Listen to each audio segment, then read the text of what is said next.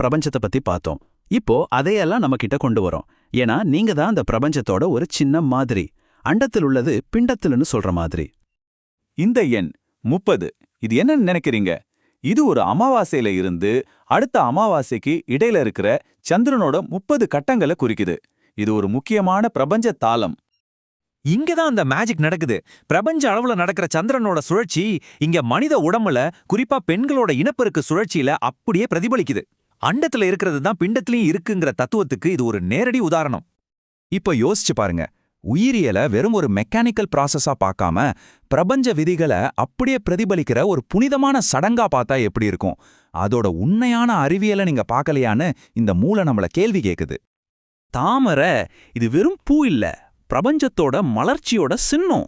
எப்படி ஒரு புள்ளியிலிருந்து அழகா ஒரு ஒழுங்கோட தாமரை மலருதோ அதே மாதிரி தான் இந்த படைப்பும் ஒரு புள்ளியிலிருந்து